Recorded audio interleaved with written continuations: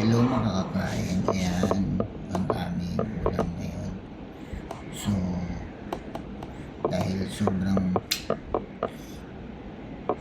yung good problem namin is pagkain ng ulit-ulit although masarap. Good problem yun.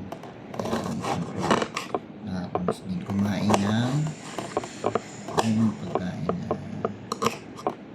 so ito gagawa tayo ng kamatis, sibuyas at saka itlog na pula.